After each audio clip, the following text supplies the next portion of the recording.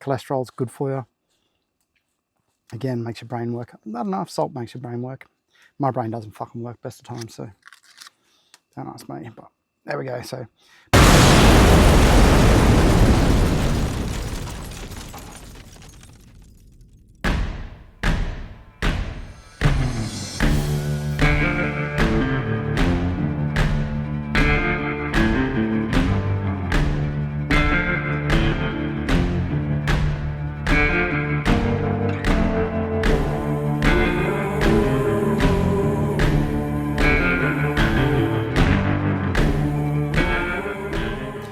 So I took the trailer out midweek as I didn't have much to do for its first little test run on the highway.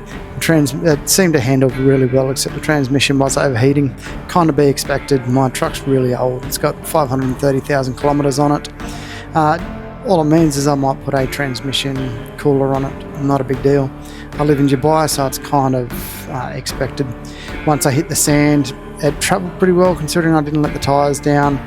It's got a fully articulated hitch, which is nice, means the trailer can roll over as many times as it wants and it won't affect my vehicle, which is a really nice little safety feature. Through the sand, it just felt like I had a giant sea anchor behind me. It really pulled on the truck and did make it do extra work, but I've got the 5-litre V8, so I was fine. So I pulled into camp. A really nice spot here. You can see that there's roads and tracks running everywhere. A lot of the razors and the guys will come through in their patrols late at night, so this is a nice little hidden area. But because it's over the dune on both sides and there's trees, guys won't come flying over those dunes because they can see the treetops, so it adds that little safety barrier when you're sleeping, which is really nice. Okay, so I've just pulled up at the camping spot, flew the drone in. Nice little landing spot on top of the trailer. Come for my first camp with the trailer set up midweek because I got a little bit of a busy weekend. Okay, so let's see how everything went on the drive out. Fridge sitting at a nice 3 degrees. Everything looks good in here. Battery's charging. Kitchen.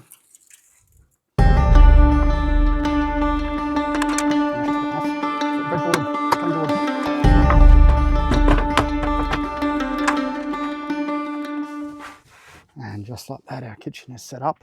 It couldn't be too much easier. But, okay, I've thrown the paper towel up there. I do have the knife rack, which I'm not going to bother with tonight because it's just myself. And cutting board, kitchen's in there. Come around the back.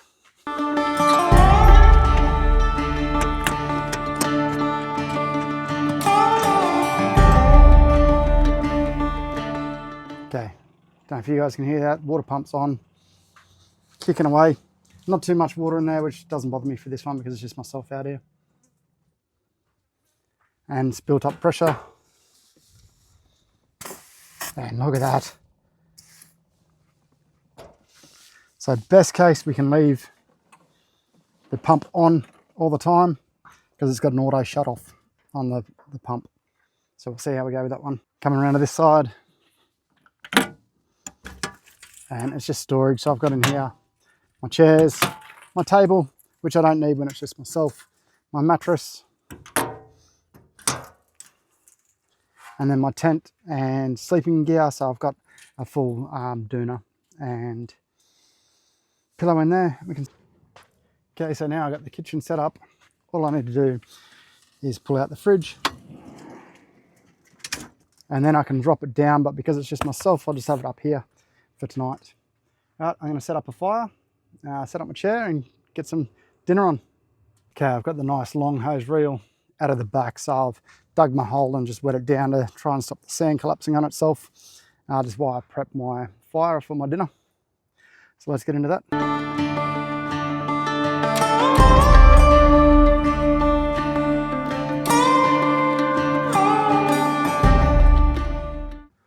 All right, so I got my fire going, got my chair set up. Getting ready for dinner. Got my light set up. We'll have a look at the difference with the camp light when it's on. And boom, camp is lit up. The only problem I found with the light is it attracts stupid people, especially on their quads or the razors. They just want to come and show off. but whatever.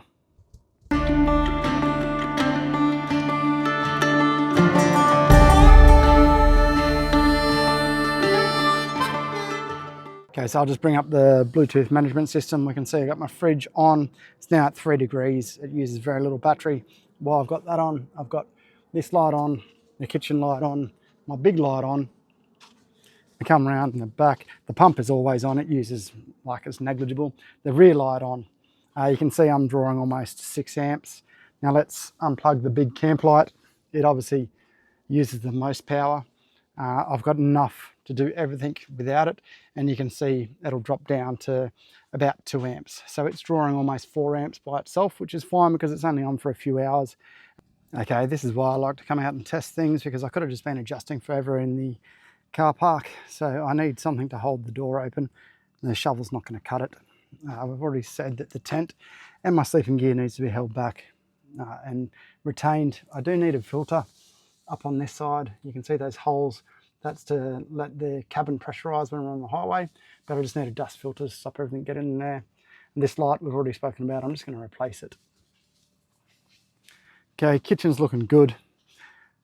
Happy with the magnetic paper towel holder and bin holder. Again, I need a door holder back here. Locking mechanism at the moment, I'm using the drawer so it doesn't go anywhere. I need to move this on the hose back to here. When it bottoms out on this, it actually kinks up into the holder, and that's my preferred method of storage, so it's nice and high, and then we can put it away every time. Apart from that, I'm pretty happy with the setup. I haven't cooked yet. Sleeping is no change. I sleep outside, so that's no big deal. Okay, so I'm going to prep some toasties. So I keep the toasted sandwich maker down here. Got its own little drawer with the hot plate and my other kitchen stuff. Okay, so we'll prep that, get them on the fire and have a feed.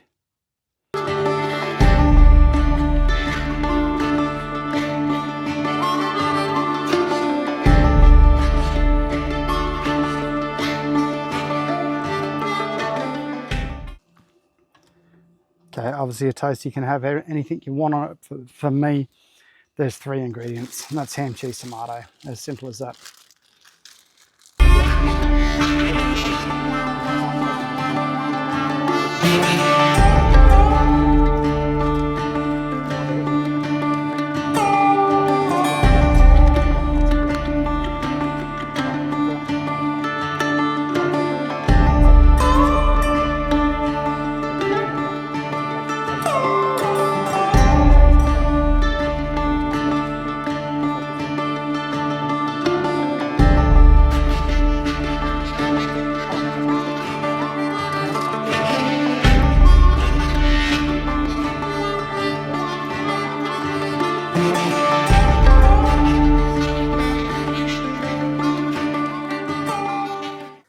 Okay, so I go cheese, I go ham,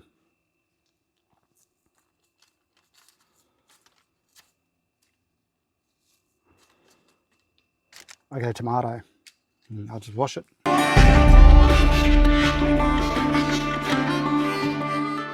Normally I have these sliced up before I come out camping. Makes it so much easier for myself, and then I'm not cutting it and getting tomato juice everywhere. But this was an impromptu camp. I just there wasn't much I could do on my renovation today. I had a spare few hours, and I thought, you know what, I'll work up this way. Let's just go out, have some dinner, stay overnight, get up. I get up at 3:20 every morning, so I get up at 3:20 tomorrow, get to the gym before work. This is my routine. I go to bed at 8 PM, so it doesn't really affect me. Nothing good that I want to be involved in happens in Dubai after 8 PM, especially on a weeknight.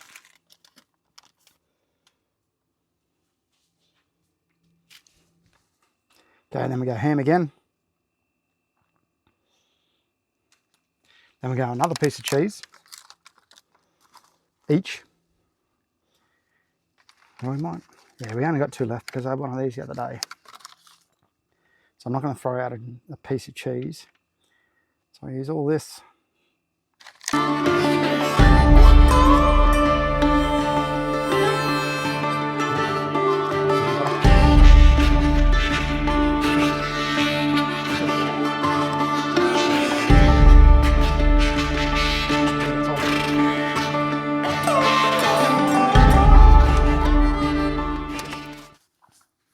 Yep, they're ready to go on the fire. Not a bad feast at all. And I just use paper towel as my plates, no washing up. Throw it straight on the fire once you're done. Alright, pull them off the fire. Got the kitchen cleaned up while I was cooking those.